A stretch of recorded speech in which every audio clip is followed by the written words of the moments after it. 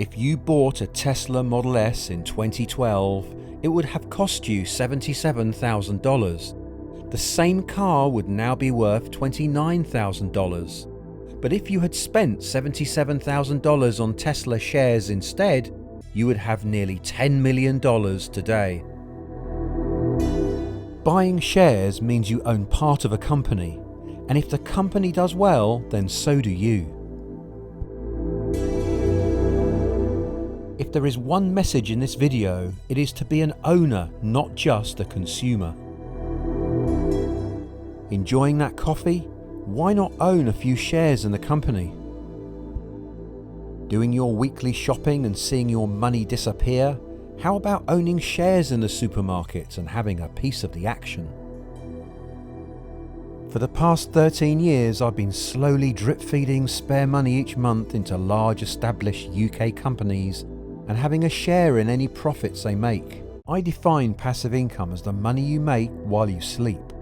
In this video, I'm going to reveal all my passive income for the month of April. This is not financial advice, I'm just showing you what I've been doing in the hope it will help you think about your own financial journey. Please do your own research.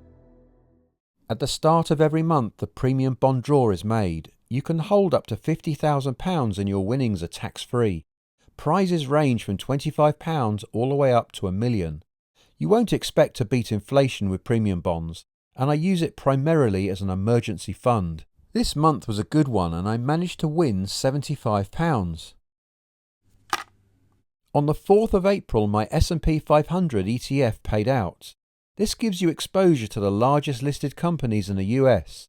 The ETF has not done particularly well this year and is down 5.6%.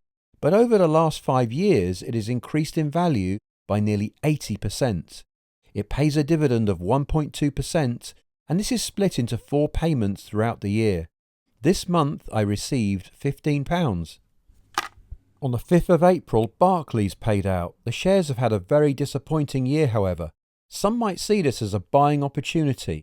I'm sitting tight for now. Barclays pay out twice a year. The dividend yield is 4%. This month I received a dividend of £315. Because I use a stocks and shares ISA, all these dividends I show are completely tax-free.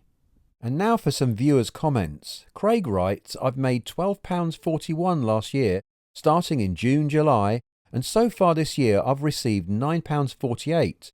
With some good payouts, I may even beat last year's total before June.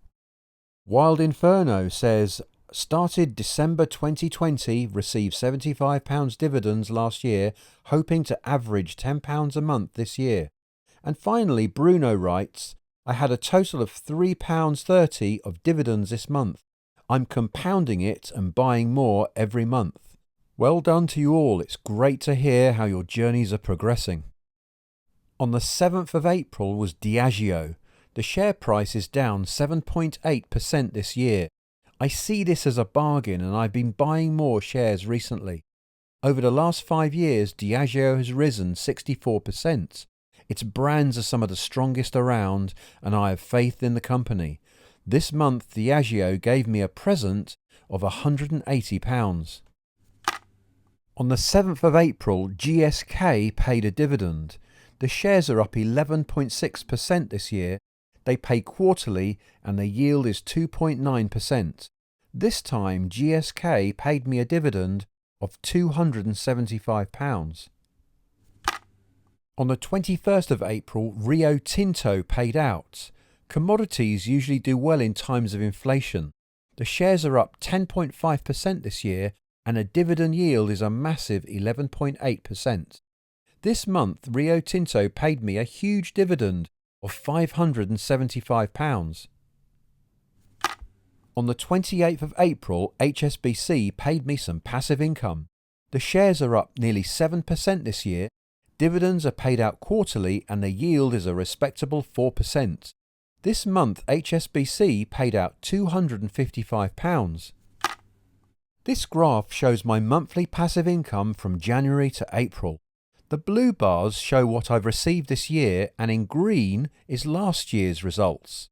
I could spend the dividends, but I don't. I reinvest them with new money going in as well. Some months have bigger payouts than others, but from year to year the trend is upwards. Please hit the like button if you found this video useful. Let me know how your own dividend journey is going. See you next time and happy investing.